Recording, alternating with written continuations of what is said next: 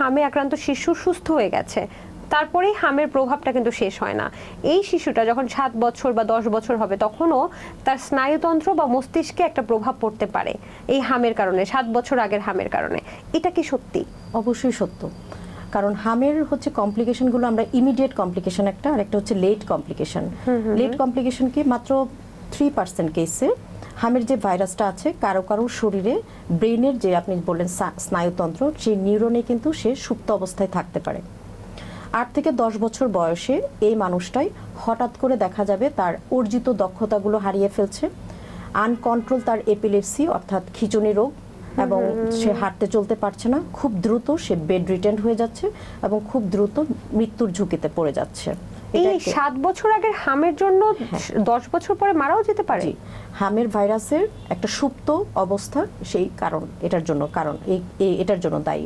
এটাকে আমরা বলি যে SSPE, sub acute sclerosing pan encephalitis, অর্থাৎ ব্রেইনের প্রত্যেকটা লেয়ার এফেক্টেড হয়ে যায়।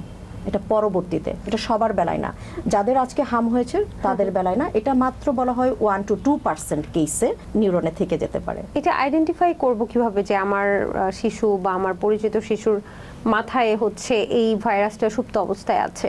এটা যখন এফেক্টেড হয়, যখন আমরা দেখি যে একটা শিশু কোনো কারণ ছাড়াই হঠাৎ করে তার স্কুল পারফরমেন্স বা তার অর্জিত দক্ষতাগুলো সে হারিয়ে ফেলছে, তার মেমোরিগুলোতে প্রবলেম হচ্ছে, তার হাঁটা চলা কথা বলা সব কিছুতে প্রবলেম হচ্ছে, তখন কিন্তু আমরা সাসপেক্ট করি যে তার, এবং হিস্ট্রি নেই যে তার ছোট বয়সে বা আগে চাইল্ডহুডে তার মিজলস ভ্যাকসিন দেওয়া ছিল কিনা বা তার মিজলস হয়েছিল কিনা।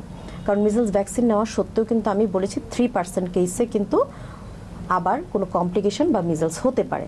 কাজেই এই শিশুটার বেলায় তখন দেখা যায় যে আমাদের যে সেরোলজিক্যাল যে টেস্টগুলো আছে, আমরা ব্রেইনের একটা রস আছে সেটা পরীক্ষা করে ব্রেইনের যে ইমেজিং, নিউরো ইমেজিংগুলো আছে সেগুলো দেখলে কিন্তু আমরা বুঝতে পারি।